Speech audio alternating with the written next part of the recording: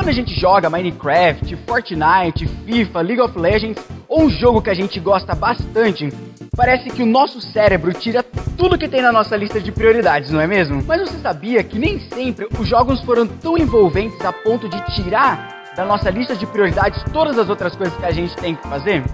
Eu sou o Bruno e hoje eu quero conversar um pouco com você sobre essa indústria gigantesca do mundo dos jogos eletrônicos. Vamos lá?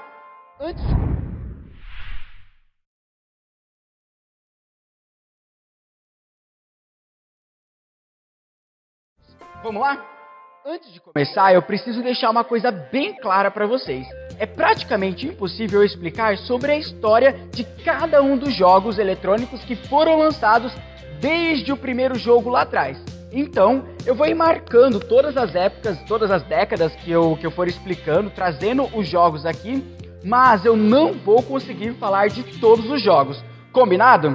Então, vamos para a década de 1950. Lá atrás, nos anos ali que compreendem de 50 e até 59, nós tivemos dois grandes lançamentos que marcaram época. É claro que é muito difícil eu falar pra você, marcou época ou não marcou época, porque a galera mal sabia o que eram os jogos naquela época, jogos do tipo eletrônico, tá? Mas em 1952, nós tivemos o X Bolinha X. Não, nós tivemos o Bolinha X Bolinha. Que o Bolinha X Bolinha, ele era aquele jogo da velha que a gente conhece hoje, que muitas vezes a gente faz com papel, com os nossos amigos.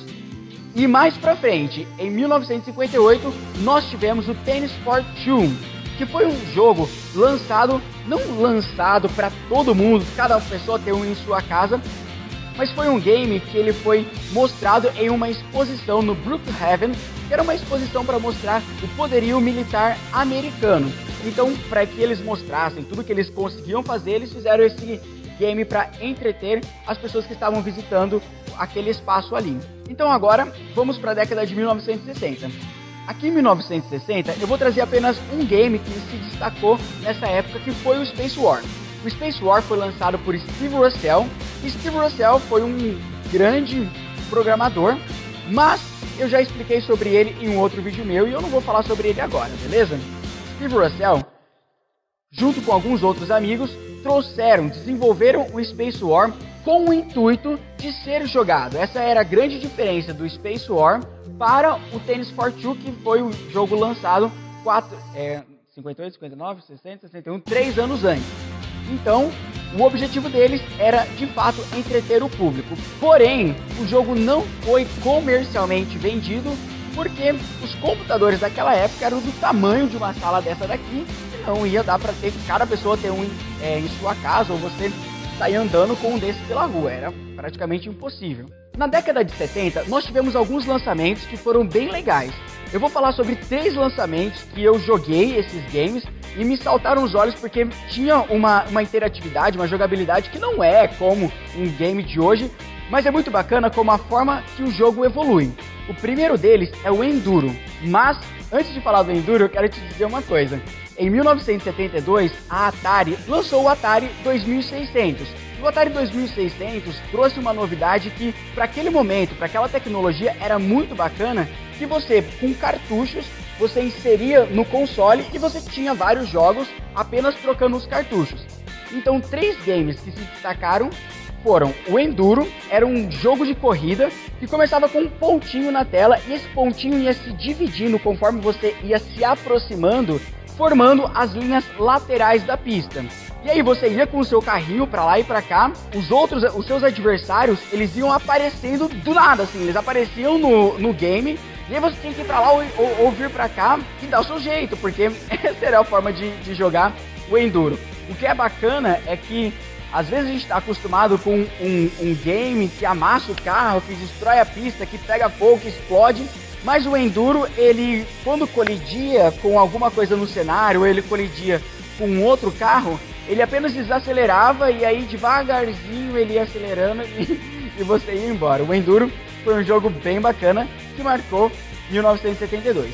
Outro jogo que marcou a década de 70 foi o River Raid. O River Raid era uma nave que ficava por cima de um rio e você tinha que ir para a direita ou para a esquerda, atirando, é claro, dos obstáculos que iam aparecendo na sua frente. E o que era muito bacana é que o combustível do avião ia acabando e você tinha que abastecer e combater ao mesmo tempo os inimigos que às vezes cruzavam a tela, vinha para cá e vinha para lá, e de repente tinha um inimigo que estava tentando atirar. É um negócio muito louco. O River Raid ainda está disponível para ser jogado. E, como eu estava falando, para que você abasteça o avião, você tinha que passar por uns retângulos disponíveis ao longo do cenário. E aí você ia abastecendo e aí atirando ao mesmo tempo, conforme você estava abastecendo. E o que era bacana é que se de repente você tivesse abastecido, era só dar um tiro no posto e ele, pum! Não, ele não explodia, ele só desaparecia da tela.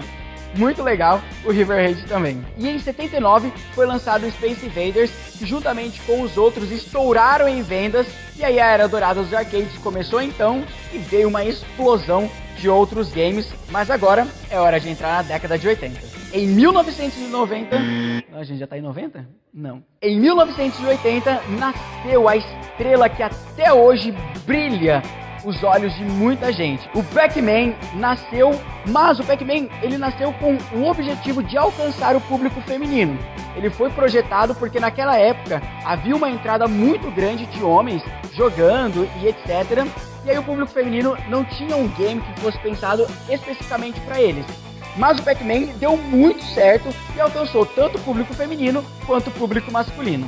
Na metade dos anos 80, ali em 1985, houve um pequeno problema. O que aconteceu foi o seguinte: a indústria percebeu essa movimentação de várias pessoas comprando consoles, comprando games, e outras empresas entraram no mercado de jogos eletrônicos e começaram a produzir cartuchos que não eram tão legais assim, com experiência de jogos horríveis. E aí a indústria se saturou e os jogadores então deixaram de jogar. Certo eles, porque a experiência de jogo era péssima. E aí, uma indústria que estava faturando 3 bilhões de dólares em 82, ali em 85 faturou apenas 100 milhões de dólares. Mas aqui cabe uma ressalva. A Sega e a Nintendo, ao invés de se deixar abalar por essa indústria teoricamente fracassada, eles entenderam que havia espaço ainda para lançar novos consoles e novos jogos. A Nintendo veio então com o famigerado dela, NES. NES? Não, é isso aí.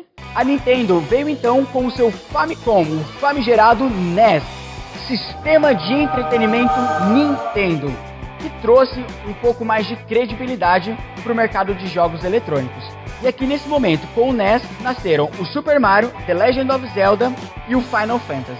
Mas aí, para acabar com a fama de jogos mal produzidos e jogos horríveis em experiência, a Nintendo criou o selo de qualidade Nintendo, que era um tipo de processo que os jogos eram submetidos para então ser publicados através da própria Nintendo. É nesse momento que nascem as empresas third party, que são as empresas que produzem jogos para determinados tipos de console. Nessa onda, com a baixa dos consoles e dos arcades, os jogos para computador começaram a se destacar por todo o mundo. E aí então nasceram gigantes da indústria que nós conhecemos hoje, como a EA, Electronic Arts, a Sierra e a Activision e algumas outras empresas.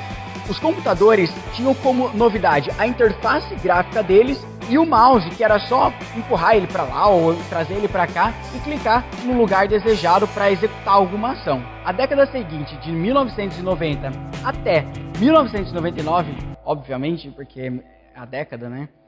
Nós tivemos um escândalo de avanço tecnológico da indústria dos jogos eletrônicos. Nessa década, o Mario, que já vinha sendo um sucesso absoluto, ganhou uma nova versão, o Super Mario World, e a Sega trouxe o competidor direto dele, o Sonic, que emplacou em sucesso de vendas também.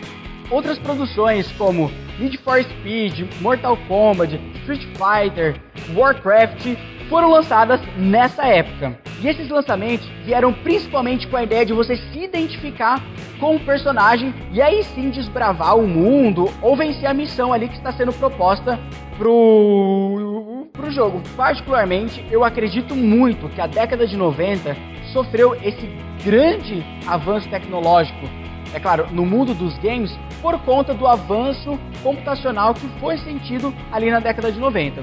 Um exemplo disso é que em 1995 a Microsoft lançou o Windows 95 e em 98 a Apple lançou o iMac.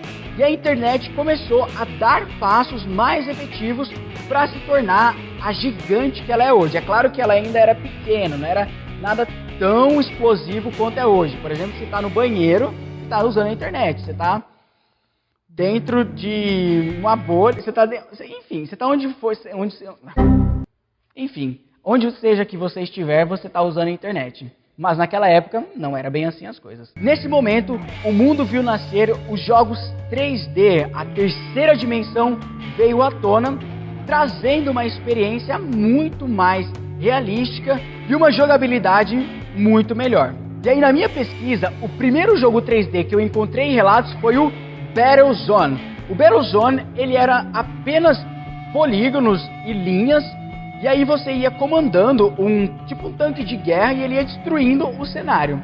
Mas o que é curioso do Battlezone é que, apesar dele ser em 3D e o avanço mais significativo do 3D acontecer na década de 90, ele foi lançado em 1980, muito distante da ascensão tecnológica computacional que foi vista nos anos de 1990. Em 1996 veio o lançamento do Tomb Raider, que foi um jogo que se destacou como um entrante dos jogos 3D, então no mundo de consoles.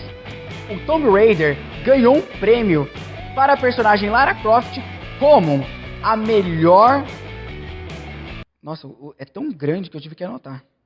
A melhor aventureira heroína do mundo de videogame, mais bem sucedida. Pá, um título gigantesco esse game ganhou na época. Pra que um título desse? Exatamente. Eu nem sei falar o título direito. Tomb Raider então se tornou uma saga. Do lançamento dele em 1996 até os anos atuais de 2018, o game ganhou versões e aprimoramentos que, é claro, deixaram ele muito melhor. No final da década de 90, ainda é possível nós vermos alguns lançamentos que se destacaram e até hoje, em 2018, nós conseguimos utilizar versões melhoradas e versões que foram revistas desse game.